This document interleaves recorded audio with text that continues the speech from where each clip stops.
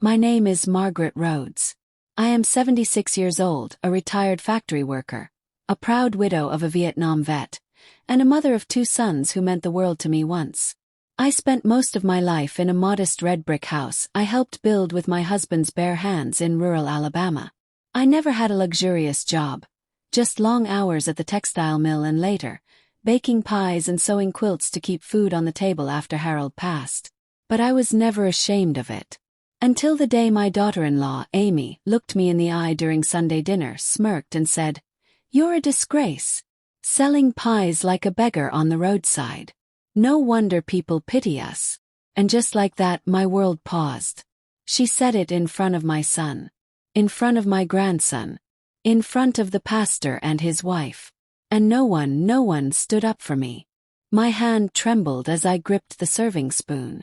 The room fell silent. My son, Derek, stared at his plate. My grandson blinked like he didn't understand. Amy sipped her wine like she just told the weather. That night I packed a single suitcase, left a note on the kitchen table, and I disappeared. No calls, no return address, no trace. I didn't want to die. But I didn't want to live in a world where I had to sit at a table and be humiliated in front of people I once fed and clothed and nursed through chickenpox and heartbreaks. They didn't just laugh at my job. They buried the woman I once was. I slept in a women's shelter that first week. I used a fake name, Maggie Rose. I sold my last batch of pies from a borrowed cart near the train station to keep eating. My joints ached. My pride was shattered. But something started waking up in me. I wasn't done yet. 3 months later, I stood in the back of the same church Amy had mocked me in. No one recognized the gray-haired woman in the smart beige coat. No one noticed the fire in my eyes when the pastor announced the Rhodes family banquet fundraiser. Amy and Derek smiling as if nothing had happened. Amy had even printed herself as hostess in the program. She wore pearls. But none of them knew what I now owned. Because while they were laughing, I had been learning, planning, moving. You see, Amy's precious catering company, the one she brags about online and uses to shame others, it's not hers anymore. Bought it. Every pot, every pan, every unpaid invoice she hid from my son, every hidden debt. I now own 80% of it through a series of silent acquisitions. And tonight I take it all back. But right as I was about to step out of the shadows, something, or someone, stepped right in front of me. And what they whispered shook me more than Amy ever could. If this story gripped your heart and made you want justice for Grandma Margaret, then don't miss what happens next. Like, comment below where you're watching from, and subscribe so you never miss a twist. When I stepped forward, ready to confront Amy and reclaim my dignity, I wasn't expecting anyone to stop me. Certainly not him. A young man in a brown suit, barely 30, blocked my path and leaned in. "You can't go in yet," he whispered. "They're planning to humiliate you again." And blinked. "Do I know you?" He pulled out his wallet and flashed a card. "Elliot Granger. I used to be Amy's business accountant. I know what she did. I know how she's been laundering money through that catering business. I also know you're the majority shareholder now." I felt my legs shake slightly. "How do you know about me?" "Because," he said, "I watched her laugh about what she did to you. I watched your son let her. And I couldn't sleep after I found the documents you filed quietly through that shell company in Montgomery. You don't just own her business now. You own her future." He handed me a folder. Inside were spreadsheets, invoices, tax reports, all damning. "She's expecting you to come in and make a scene," Elliot said. "She wants to film it. Use it for sympathy online. She's done it before. She's playing chess, not checkers." I closed the folder slowly. My heart thudded against my ribs. They really thought they could bury me and that I wouldn't grow back as something stronger. "Let her play," I said calmly. "I'm done being the punchline. Tonight, I'm the finale." But before we jump ahead, let me take you back to the beginning. Back to before Amy married my son. Before I disappeared. I used to believe that when you raised your kids right, when you fed them good meals and prayed over them, they would grow up to honor you. That wasn't always true. My son Derek was once a sweet boy. I used to call him my little lion because he was so protective of me after Harold died.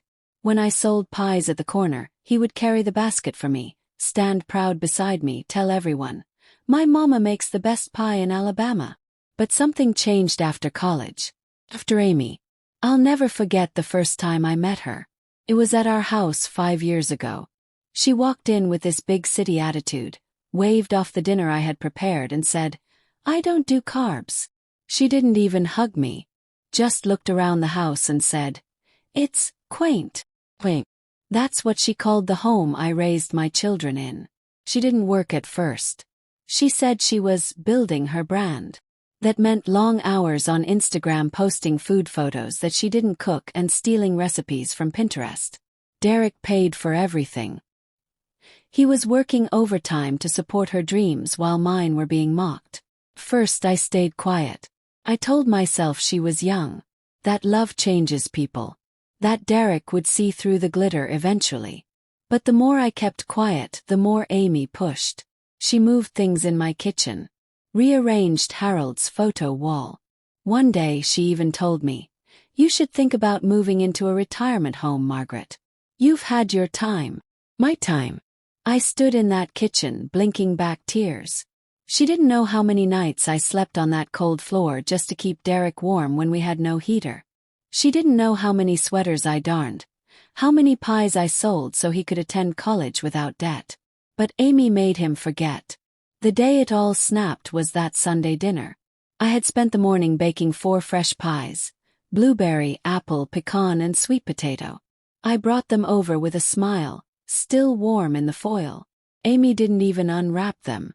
She turned to Derek and said, "Why does she still do this? It's embarrassing." That's when the words came out, sharp, cutting. "You're a disgrace." No one stopped her. Derek didn't flinch. My grandson played with his tablet. Even the pastor awkwardly cleared his throat and changed the subject. So I left. I disappeared. I moved into a rented room in Mobile under a new name. I sold pies again. But this time I did more than bake, I learned. I read every business book I could get at the public library. I watched tutorials at the community center. I learned how shell companies work, how debt can be bought, and how power often sits quietly, in the hands of those who watch while others speak. Through a woman named Mrs. Blanche, a retired banker I met at the local church, I learned how to buy businesses with liens against them. How to use what little I had to secure ownership through debt acquisition. She helped me find the cracks in Amy's company. And it had many. Unpaid vendors, false tax claims, hidden losses. It was a leaking ship disguised as a yacht. And slowly, piece by piece, I bought her out from under her nose. She never suspected it because the new holding company didn't bear my name. But every pie I sold went toward those payments. Every stitch in the blankets I made at night whispered a promise. "You will not bury me." Now, standing at the back of that church banquet, Elliot by my side, folder in hand, I knew it was time. But just as I stepped forward, Derek stood up on stage, tapped the mic, and said something I never expected. "I want to thank my wife Amy for building this business from the ground up. She's the reason we're here tonight. And she's about to make an announcement that will change everything." Amy smiled smugly. Then she reached under the table and pulled out a framed certificate. "We are expanding into Atlanta," she said, holding it high. "A brand new catering branch. And guess who we're partnering with?" She turned to the screen. And the next face that appeared made me gasp aloud. What was he doing there? Why would he partner with her?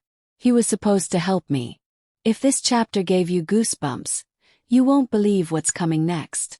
Drop a comment and let us know where you're watching from. Don't forget to like, subscribe, and hit that notification bell so you don't miss what happens when Grandma Margaret fights back. The screen lit up with the face of someone I never imagined would betray me. James Carlton. The same James who used to beg me for my pecan pie recipe in high school. The same James the first once loaned $500 to start his first food truck when no bank would touch him. The same James who used to call me Mama Rhodes when he didn't have anywhere to spend the holidays. Now he was on a screen in a fancy suit, shaking hands with Amy, saying, "Excited to announce our partnership with Rhodes Catering. A new legacy begins." My throat went dry. My stomach twisted. I could barely hear Amy bask in the applause. Elliot leaned in and whispered, "He didn't know it was you." She told him the original founder was a relative who passed away. I clenched the folder tighter. That was my name, Rhodes Catering. I didn't just build the business financially. I gave it that name because I was trying to redeem the legacy they trampled. And now she stood there, taking the credit in front of everyone. My heart pounded as I turned away from the stage. I walked out of the church hall into the cool night air. I didn't cry, not yet. I just stood still, letting the pain settle inside me. Not just from James, but from Derek, my own son, who stood beside her like a mannequin. How could a child forget the hands that held him through every storm? But as I stood there, staring up at the stars, I reminded myself, I hadn't come this far to collapse now. James might have signed a deal with her, but I owned her. Quietly. Legally. And it was time to remind them what real power looked like. The next morning I called a meeting with the board of Rhodes Catering. Only 3 people sat on that board. Me, Elliot, and Mr. Bennett, a retired investor who bought in when I purchased Amy's debt. They were the only ones who mattered now. "Are we ready?" Yes. Elliot nodded. "All filings are clean. You're the majority shareholder. You can remove her." Mr. Bennett adjusted his glasses. "Are you sure you want to do this in public?" I looked out the window at the downtown square where Amy was holding a live cooking event to promote the Atlanta branch.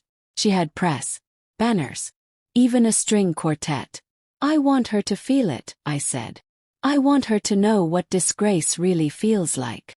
Meanwhile, Amy stood proudly behind the microphone that afternoon, demonstrating a dish she didn't know how to cook.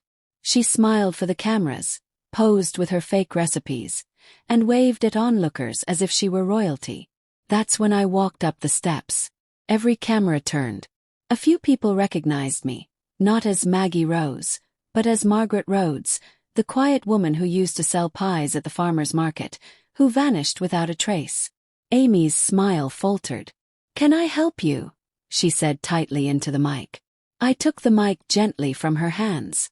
The cameras were still rolling. "Yes," I said. "You can help by stepping down from the company you've nearly destroyed. You're being removed as CEO of Rhodes Catering, effective immediately." Gasps filled the crowd. Amy laughed awkwardly. "This is ridiculous. Who do you think you are?" "I think I'm the woman who owns 80% of this business," I said calmly. "The one who bought your debts when you thought no one was watching. The one you mocked and shamed and tried to erase." Derek stepped forward. "Mom, what is this?" "Son," I said, meeting his eyes for the first time in months. "This is me shaking the world you tried to silence me from." Amy turned red. "You can't do this. This is mine." "It never was," I replied. "You used my name, my recipes, my son. But you never earned any of it." Security arrived. Elliot handed them the legal documents. Amy screamed, lunged at the folder but was held back. People filmed it all. The internet would know soon enough. But right before they escorted her out, she spat something I didn't expect. "You think this is over. You think you've won. You don't know what I know about Derek. You don't know what he's done with your money." Froze. "What are you talking about?" He smirked. "Ask him. Ask your perfect son where your retirement funds went." I turned to Derek. He looked like a child caught with his hand in the cookie jar. My stomach dropped. "What did you do?" I whispered. He didn't answer. He just looked down. That night, I sat on my porch for the first time in almost a year. It had weeds growing around the steps, but it was still mine. Elliot brought me sweet tea. "I guess it's not over yet," I said. "No, ma'am," he said softly. "But we're just getting started." Because I had saved every penny. And I remembered every transaction. And if Derek really did what I feared, then the next betrayal would break more than just my heart. It would break everything I built. Are you still with Grandma Margaret? Let us know in the comments where you're watching from, and what you think Derek's secret could be. Like, share, and subscribe for the next chapter. You won't believe what's coming. I couldn't sleep that night. The words Amy had hurled at me kept echoing in my head. Ask your perfect son where your retirement funds went. What did she mean? My mind raced back to the months before I disappeared, when things had started to feel off. Small things like missing receipts, unexplained withdrawals. Derek had convinced me to let him help manage my bank account when I got a little behind on paying bills after Harold's funeral. You don't need to stress about all this, Mama, he had said. Let me take care of it. Just focus on your baking. And like a fool, I trusted him. He was my son. The next morning, I walked down to the small local branch of the credit union where I'd kept my retirement account for over 20 years. The same account Harold and I had built together. When the banker pulled up my file, she paused. Her eyes flicked up toward me, then back at the screen. I'm sorry, ma'am, she said quietly. But this account was closed 9 months ago. I blinked. What? She turned the monitor toward me. Signed by a Derek Rhodes. Power of attorney was listed. And the balance was, well, you can see here. The balance was zero. All of it, over $86,000, gone. Drained before I vanished. Tears clouded my vision. My legs gave out and I had to sit. I felt a familiar sting behind my ribs. Not just heartbreak, betrayal. He had taken everything. Everything I worked for. Everything I saved. While I was getting up before dawn to make pies, while I was hand-sewing baby blankets to sell at the town market, my son was emptying my life savings. Amy hadn't lied. Elliot drove me back home. I didn't speak the entire ride. That night, I opened the old wooden chest in my bedroom and pulled out Harold's military box. Inside were our wedding photos, his dog tags, and a small envelope of his final wishes. There was a note he once wrote, in his crooked, loving handwriting. If anyone ever hurts you, don't just cry. Document everything. I had laughed when he said that. Back then, I couldn't imagine our own son doing something like this. But now, I opened a fresh notebook. I wrote everything I remembered. Dates, bank names, conversations. Every detail. And I wasn't alone. Because when I told Elliot what happened, his jaw clenched. He committed financial elder abuse, Margaret. And if we can prove it, we can make him pay. But did I want revenge? No. I wanted truth. I wanted to face him. Not in anger, but in power. So I invited him to dinner. I cooked his favorite meal, chicken pot pie, just like when he was a boy. Set the table with the china I only used on Christmas. Even put on the pearl earrings he gave me when he got his first job out of college. He arrived late. Hesitant. Alone. Where's Amy? Asked. Gone, he said. She left. He nodded. Good. We sat in silence for a while. He pushed food around his plate. Then he finally asked, Why did you invite me? I looked him in the eyes. Because I know. His fork froze. Know what? I slid the printed bank statements across the table.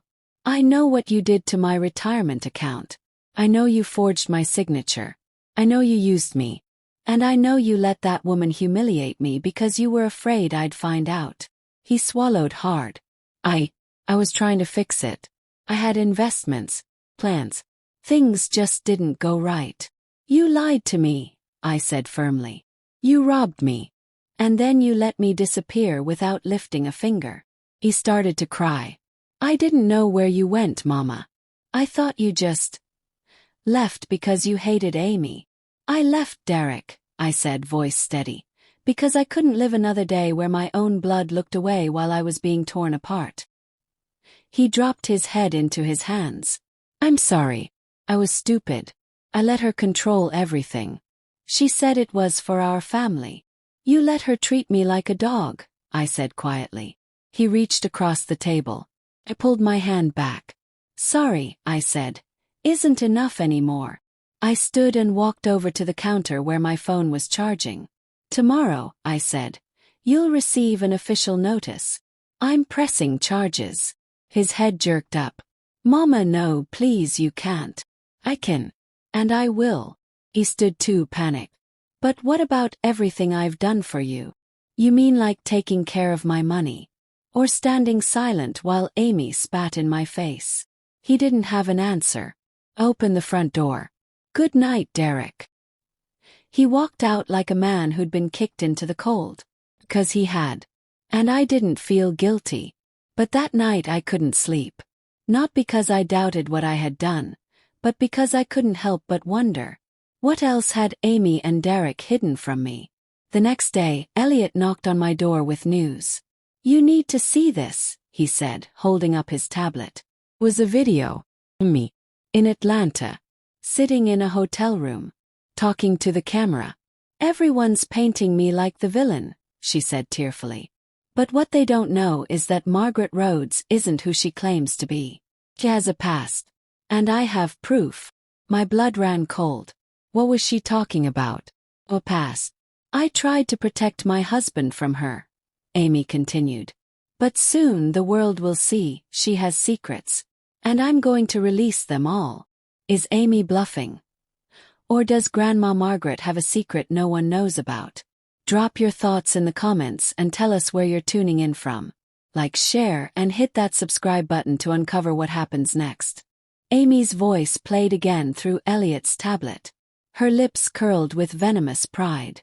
I didn't want to go this far, she said into the camera. But since she thinks she's so innocent, let's talk about what she did back in 1985. Before Derek ever graduated. Before she was a sweet little pie-selling grandma. My hands trembled as I stared at the screen. What is she talking about? Elliot asked gently. But I couldn't speak. Because I knew exactly what Amy was about to dredge up. And it was something I had buried deep. Something I prayed no one would ever speak of again. Back in 1985, life wasn't easy. After Harold lost his second job and we were 6 months behind on mortgage payments, I made a decision. One I wasn't proud of. I accepted money. $3,000 in cash. From a man named Wallace Dean, in exchange for letting him use my name and my business permit to open a pop-up stand near the textile mill. I didn't ask questions. I needed the money. My boys needed food. The power company was about to cut us off. But it turned out Wallace Dean was running an illegal lottery ring through that stall. And when the law caught up with him, guess whose name was still on every piece of paper? I was questioned, fingerprinted, detained for 12 hours. But I told the truth, and the charges were dropped because they couldn't prove I knew what he was doing. Still, it made the local paper. One small column. Margaret Rhodes released without charges in betting sting. The shame nearly killed me. I never told Derek. Never told anyone except Harold. He forgave me. Said I did what I had to do for our family. But now Amy had found it. Somehow. And she was going to twist it into something ugly. Elliot tapped the screen again. She says she's going live with the truth. Tomorrow at noon. I stood up slowly and walked to the window. The world outside looked the same. Birds, breeze, sunlight on the porch railing. But inside me a war was beginning. If Amy told this story, would anyone believe my side? Or would they only hear, Grandma once helped a criminal, and stop listening? Would I lose everything again? I need to beat her to it, I said finally. I need to tell the truth first. On my terms. Elliot frowned. You want to go public? Yes, I said. But not with a camera in my face. Not with tears and theatrics. I want to tell my story the way I lived it. Honest, raw, with no pity. He nodded. I know someone. A journalist. Not flashy, just truthful. She tells stories that matter. That afternoon, I sat with a woman named Jordan Fields at my kitchen table. She didn't bring a camera. Just a recorder and a yellow notepad. I told her everything. About 1985. About Wallace Dean. About the shame. The fear. The desperation. The moment I chose survival over pride. When I finished, Jordan was silent for a long moment. Then she nodded slowly and said, You were trying to keep your family alive. I was trying not to disappear, I whispered. She published the piece the next morning. Title: The Pie Lady's Secret: What One Woman Did to Keep Her Family Federal. It wasn't sensational. It wasn't scandalous. It was human. Within an hour, the comments poured in. She did what she had to. Respect. My grandmother had to pawn her wedding ring to keep the lights on. I feel this. This woman is stronger than most people I know. Amy's live stream never happened. Instead, she posted a bitter statement.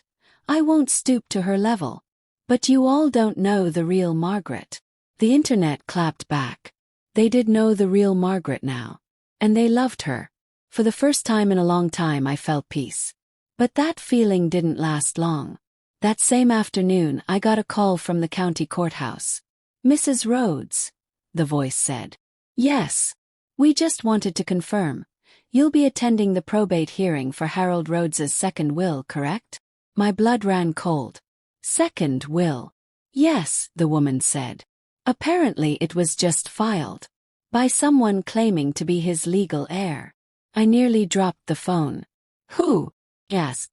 There was a pause. A Derek Rhodes. I stood frozen in the hallway. A second will. Filed by Derek. But Harold had made his final wishes clear before he passed. I was there. I held his hand. We even had the papers notarized. What was Derek doing? And what did this new will say? That night I didn't eat. Didn't sleep. I stared at the old filing cabinet in the den where Harold's real will was kept. The one that gave me the house, the savings, everything. If Derek was trying to overwrite that, meant war. And I had just begun to taste victory. Now I had to fight for my home. What is Derek hiding? What's in that mysterious second will? And is it real? Let us know in the comments what you think. Tap like, drop where you're watching from, and don't forget to subscribe. Margaret's fight isn't over yet.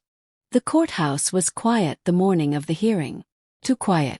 The kind of quiet that felt like standing in the eye of a storm, knowing any second now, the wind would come to tear your world apart. I sat alone on one side of the room, my purse in my lap, clutching Harold's original will like it was a lifeline. Elliot sat beside me in his usual navy blue blazer, calm as always, but I could feel the tension under his breath. We were bracing for war. Then the door opened.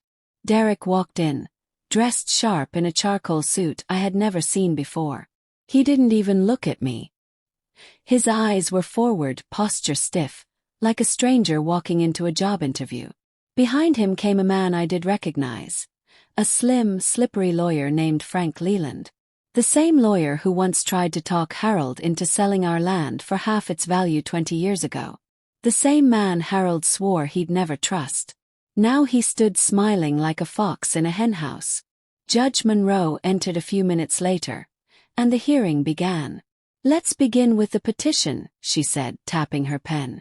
Mr. Rhodes, you claim your father left a second will, dated 4 months before his passing. Is that correct? Yes, Your Honor, Derek said, his voice smooth. It was found in his safe deposit box, sealed. And it supersedes the previous document. My heart pounded. The judge turned to me. Mrs. Rhodes, do you contest this? I do, I said clearly. That will is fake. Derek's lawyer stood. With all due respect, Your Honor, the signature has been authenticated. And the notary listed is a licensed professional. Elliot leaned over and whispered. We'll need to prove that notary was paid off. It's our only shot. I nodded slowly. The judge motioned for the clerk to bring copies of both wills to the bench. According to this new will, she said, reading aloud, the majority of the estate, including the family house, retirement savings and business shares, are to be transferred to Mr. Derek Rhodes upon the event of his mother's death. Gasp. Even Elliot's face twisted in disbelief. He was planning for my death. Judge Monroe continued. Additionally, the revised will names Mr. Rhodes as immediate executor, granting him control over all financial assets while Mrs. Rhodes is still living. I stood up. Your Honor, my husband never would have signed something like that. She held up her hand. You'll get a chance to respond, ma'am. But I couldn't sit still. I looked at Derek. How could you? You're trying to bury me while I'm still alive. He still wouldn't look at me. We'll prove this is fake, I hissed. You may have forged his signature, but you don't know the man you're trying to erase. Outside the courtroom I was shaking. I clung to Elliot's arm as we walked down the courthouse steps. We need to move fast, he said. If they get that will validated, you could lose everything. Even the company. That night I went into the attic. Tore open old boxes. I dug through years of dust and memories. And I found it. An old cassette recorder. Harold's. He used to dictate letters to his war buddies on it when his arthritis got too bad to write. He even used it to leave me love notes. Back when he still had the energy to be romantic. I took it down, plugged it in. And I pressed play. Static. Then a voice. Crackled, soft, but unmistakably his. If anything ever happens to me, and they try to take what's yours, I want you to fight, Maggie. This house is yours. This life is yours. Don't let anyone, especially Derek, tell you different. I dropped the recorder. He said especially Derek. He knew. I dug deeper. There were more tapes, letters, recordings, even one where he listed all the account numbers and passwords, including the last safe deposit box number. And that was the smoking gun. Because the box number listed in Harold's recording, it didn't match the one Derek claimed the second will was found in. It wasn't just a fake. It was a full-blown conspiracy. With the help of Jordan Fields, the journalist, we ran a story the very next day. Son forges father's will to steal from elderly mother. It exploded. My phone rang non-stop. Local news picked it up. Calls came from all over. Church friends, neighbors, people I hadn't heard from in years. But not Derek. And not Amy. They went silent. Until a black SUV pulled into my driveway that evening. And out stepped a woman in a sleek red dress and black heels. Me. She walked straight to my porch without waiting to be invited. You win, she said, her voice tight. But you just made enemies you can't even see, Margaret. I tilted my head. Is that a threat? She leaned in. It's a promise. You took my business, my money. And now you're dragging my name through the mud. You dragged your own name, I said. I just gave people a flashlight to see it with. Amy's smile vanished. Derek's not done. He has more than one secret. You should ask him what happened to Harold's old pension checks. Or the land in Mobile that mysteriously changed hands. I felt my chest tighten. What land? Yes. But Amy just turned, heels clicking, and vanished into the SUV. I stood frozen. Because I knew the land she meant. Harold's father left us 5 acres near Mobile before he died. We were going to build a small retreat home there someday. But I hadn't seen the papers in over a decade. And now I had to ask, had Derek already stolen that too? And what would I do if I found out the truth? What is Derek really hiding about the Mobile land? And how far will Amy go to seek revenge? Let us know your thoughts in the comments and where you're watching from. Like, share, and subscribe now. Margaret's battle is far from over. I couldn't sleep that night. Amy's words looped in my head like a broken record. You should ask him what happened to Harold's old pension checks. Or the land in Mobile. I sat at the kitchen table, staring at Harold's old ledger. He had listed every asset in this little blue book. Down to the last bond certificate. Page after page of handwritten notes, scrawled with care. And there it was on page 48. Mobile plot, 5 acres. Deed filed under joint ownership. H. Rhodes and M. Rhodes. Secured 2003. The land was real. It was ours. But when I called the Mobile County Registrar the next morning, the clerk's words sent a chill down my spine. I'm sorry, ma'am, she said. That property was transferred 3 years ago to A.D. Rhodes. The paperwork was signed by both joint owners. I swallowed. That's impossible. I never signed anything. Well, she said, the documents show both names signed and notarized. Would you like us to send a copy? I hung up and stared out the window, watching the wind blow through the porch curtains. My hands trembled. He had forged my signature again. Derek wasn't just stealing from me. He was erasing me. Little by little. My savings. Name. My legacy. And now my future. I called Elliot immediately. Within hours, we had a forensic analyst review the mobile land deed. The results. Forgery confirmed. The signatures didn't match. The notary's stamp was expired. And the witness listed. Linda Mason. Fake name. No record of her license. No trace of her anywhere. Elliot exhaled hard. This isn't just elder abuse anymore. It's fraud. Wire fraud. Forgery. Maybe even racketeering, depending on how far it goes. But none of that mattered if we couldn't get ahead of Derek's next move. That afternoon, Jordan Fields arrived with her recorder again. I told her everything. About the forged land transfer, the pension checks that suddenly stopped, the will, and Harold's old cassette tapes. You need to go public again, she said. This isn't just your story anymore. It's a warning. There are women out there just like you, silent, kind, trusting. And they're being robbed by their own blood. So we did. Jordan's next article went live the following morning. How one son stole 2 generations, and his mother fought back. Trended within an hour. People were angry. Not just at Derek, but at what it represented. The quiet erasure of elders. The betrayal hiding behind Sunday dinners and forced smiles. Messages poured in. Women in their 60s and 70s who'd signed over homes and accounts to helpful sons and daughters. Only to be pushed aside later. One woman wrote, "My son used my house as collateral, then left me homeless. No one believed me. Thank you for speaking up." Another, "Your story gave me courage. I just hired a lawyer to fight my grandson for my pension." I wept as I read each message. This wasn't just about me anymore. It was about all of us. But while the world praised me, Derek was unraveling. I found out through a friend that he'd been fired from his job. His accounts were frozen. His name was splattered across every local news station. And then, he showed up at my doorstep. He didn't knock. He didn't even look like himself. Disheveled. Hollow-eyed. Like a man who'd lost everything and didn't understand why. I opened the door slowly. He fell to his knees.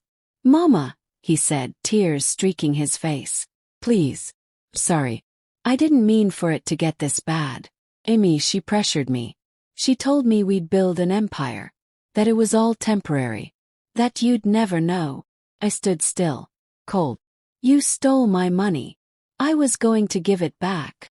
You forged my name." I panicked. "You let her mock me. Shame me. And when I walked out of your house you never called. Not once." He broke down. "I was afraid.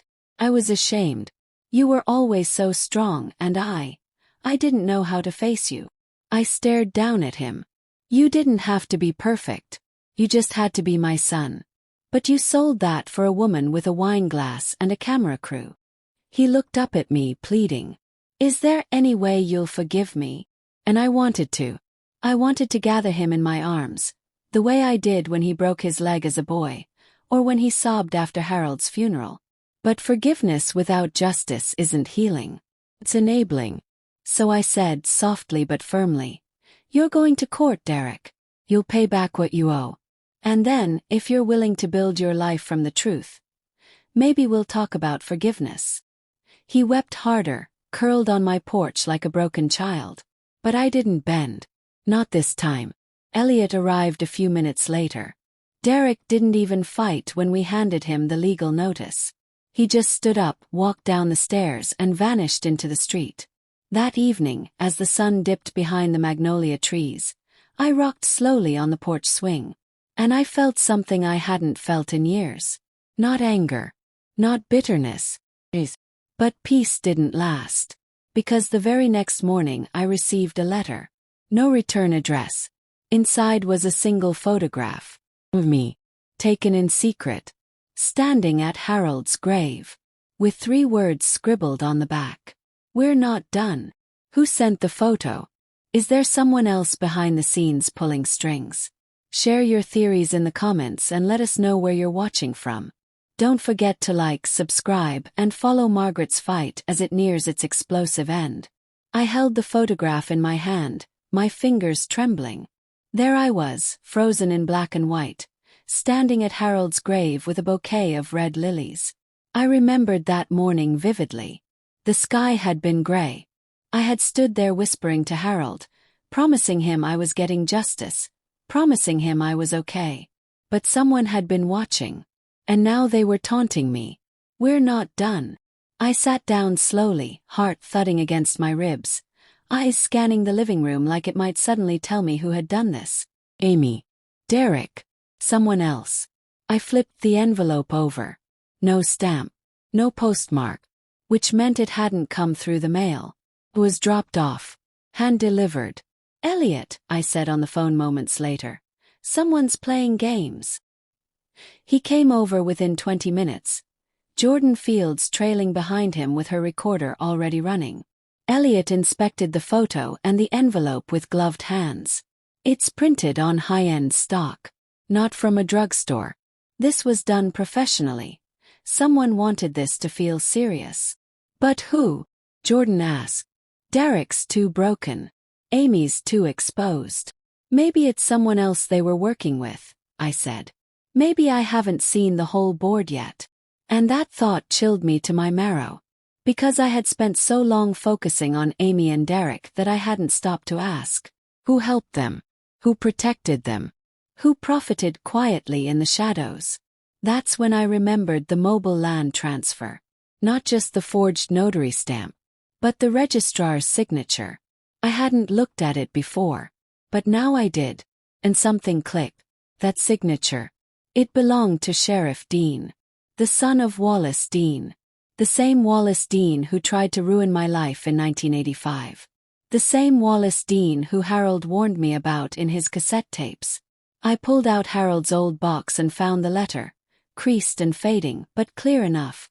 If Wallace Dean's boy ever rises up in this town, stay sharp. He's his father's son. Suddenly, everything shifted into focus. Amy, Derek. They weren't masterminds. They were pawns. Pawns in a game much bigger than I had realized. Because Sheriff Dean had the power to make land transfers happen unnoticed. He had the reach to lose property tax records.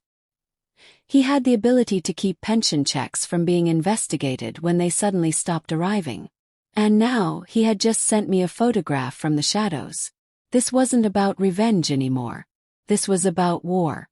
I called the state attorney's office. We laid everything out. The fraudulent land transfer, the false will, the forged notary, the connection to Sheriff Dean, and now this photograph. The investigator's response.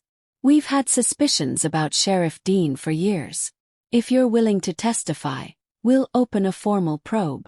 My stomach turned. Testify. Go public again. This time not just with my family's betrayal, but with a decades-old corruption web that had been thriving while I sold pies in the sun. Could I do it? Could I survive it? I walked out to Harold's grave that evening. Laid new lilies down. Baby, I whispered. I think this goes deeper than we ever imagined. But I'm not scared anymore. I've got nothing left to lose. That night I received another note. Slipped under my front door. Stop talking. Or next time we won't just take your photo. No name. No signature. But I recognized the handwriting. It matched the signature on the fake mobile deed. It was Sheriff Dean's. I stayed up the rest of the night writing a statement for the Attorney General's office. Naming names. Outlining dates. Describing every act of forgery, theft, and abuse I had suffered. And every person who had a hand in it. And when I was done, I felt something stronger than fear. Felt ready. The next morning, I dressed in Harold's favorite color. Deep navy blue. I pinned his dog tag inside my coat. And I walked into the courthouse. The press was already waiting. Jordan had broken the story 30 minutes earlier. Alabama grandma to testify in explosive corruption trial. Sheriff implicated in land theft, forgery, and elder abuse. I stepped up to the podium. No makeup. No rehearsed lines. Just truth. I'm not here today because I'm brave, I told the cameras. I'm here because I was silent for too long. I believed my love was enough to protect me. But sometimes even love gets used against you. My own son, my daughter-in-law, even my town's sheriff, all of them tried to erase me. But they forgot something. I held up the photograph they sent me. This was supposed to scare me. I tore it in half. But I'm not scared anymore. And I'm not going anywhere. The crowd erupted into applause. But even as the camera flashes blinded me, I knew the most dangerous part still lay ahead. Because after the press conference my phone buzzed. One text. From an unknown number. You made yourself a target, Margaret. See you in court. If you survive that long. Margaret just exposed the biggest corruption ring in her town. But someone wants to silence her before she reaches the courtroom. Do you think she'll make it? Tell us where you're watching from in the comments. And don't forget to like, subscribe, and stay with us as we enter the final chapters of her fight for justice. I didn't sleep the night after that text. I sat in the old rocking chair Harold built, clutching my phone with one hand and my old Bible in the other. The wind howled outside like it knew something was coming. I thought I was done being afraid, but fear isn't always loud. It sneaks in during the quiet. See you in court, if you survive that long. They were threatening my life now. I wasn't just a nuisance anymore. I was a threat to their whole empire. And that meant they were desperate. The next morning I walked outside to pick up my newspaper and froze. Tire marks, deep muddy ones, right across my flower bed, cutting straight through my yard. No note. No broken fence. Just silent vandalism. A warning. Elliot arrived minutes later. He had barely stepped onto the porch before I said, "Call the courthouse. Tell them I want a protective order filed. Today." "I already did," he said grimly. "They've assigned security. But Margaret, we need to move faster. The sheriff's been put on administrative leave. But someone tipped him off. His office's been cleared out. All the files gone."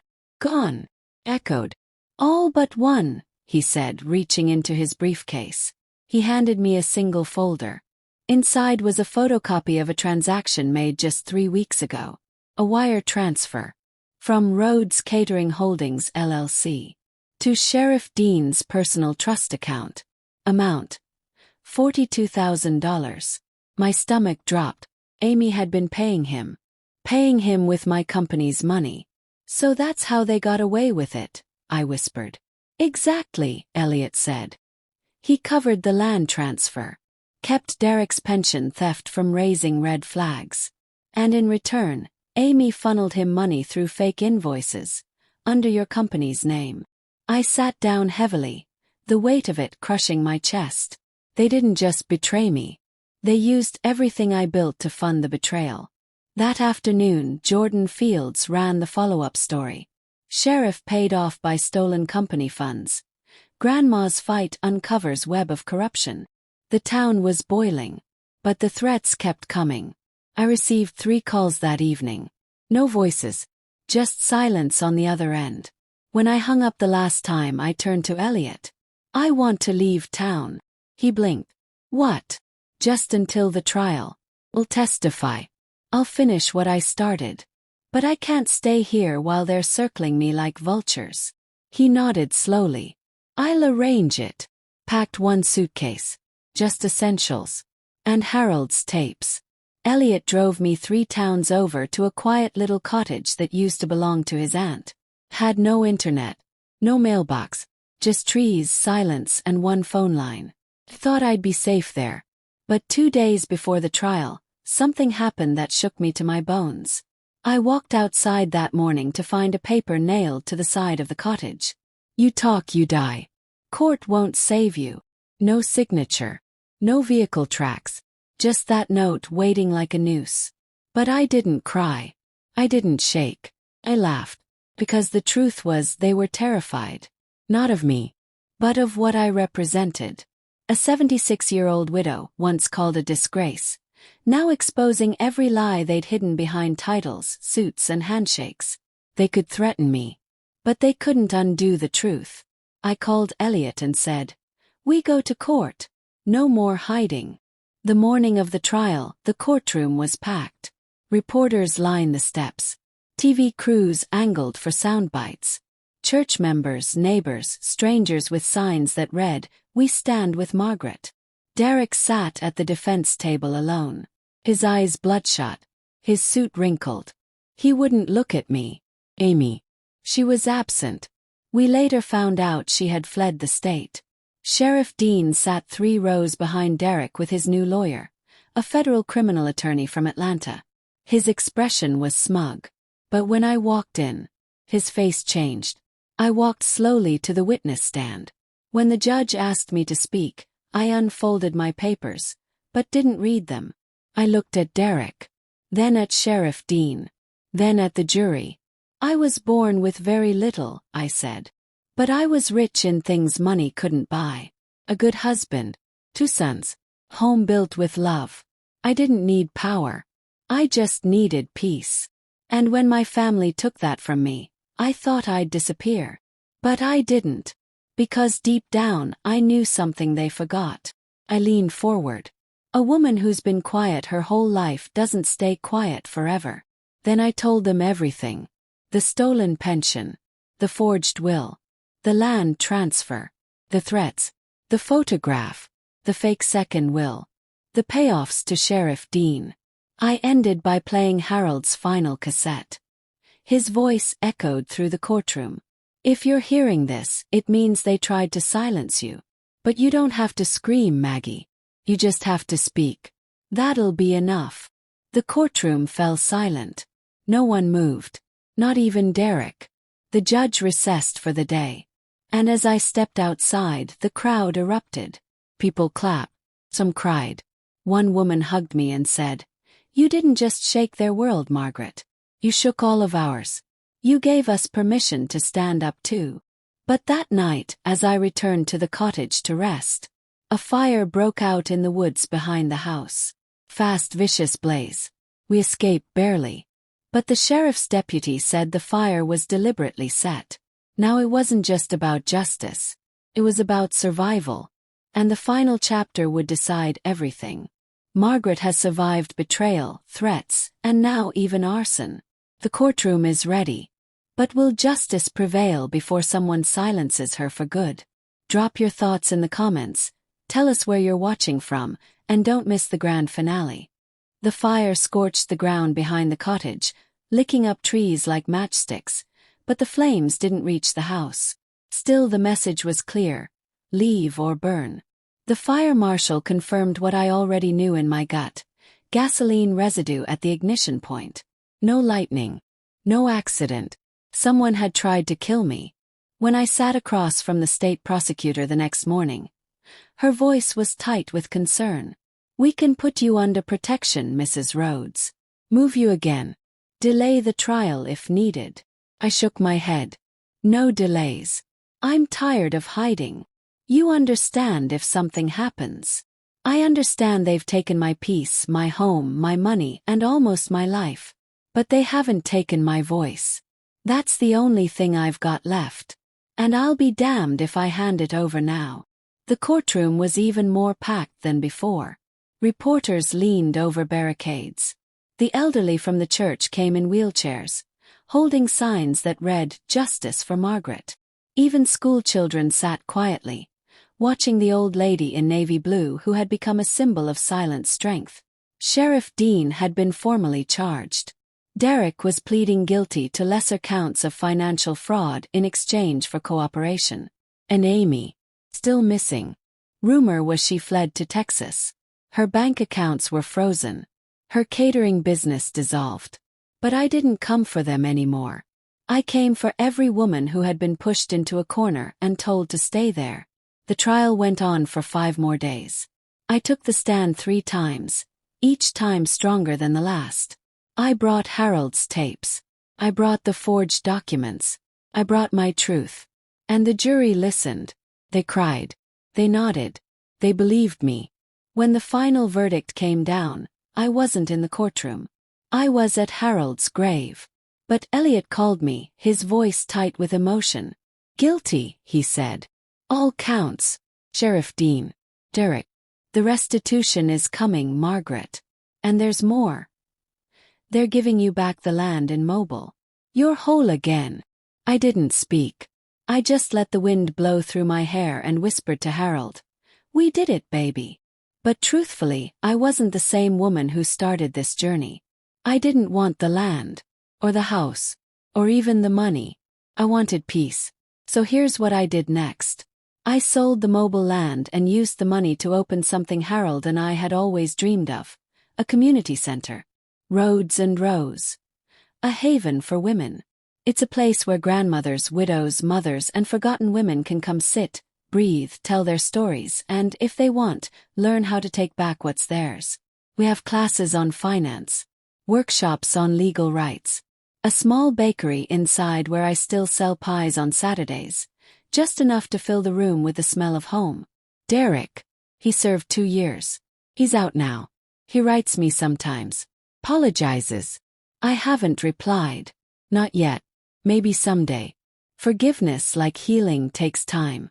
Amy was caught in Arizona under a false name. She's awaiting trial.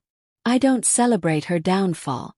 I just hope that whatever broke inside her once gets healed before she does it to someone else. And me. Well, I live in a small cottage on the edge of town now.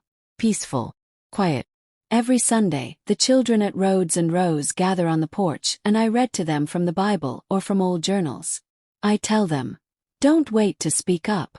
Don't wait until you're pushed to the edge to remember who you are. I tell them the story of a woman who was mocked, erased, betrayed, and then found her voice at 76. I tell them my story. Because if I can shake the world at this age, so can they. And maybe, just maybe, someone watching this right now is feeling silent, forgotten, small. Let me tell you this, sweetheart. You're not small. You're just quiet. And when the quiet rise, the whole world shakes. Thank you for staying with Margaret through every betrayal, every tear, and every triumph. If her story moved you, share it with someone who needs strength. Let us know in the comments where you're watching from. Don't forget to like, subscribe, and remember, your voice matters no matter your age.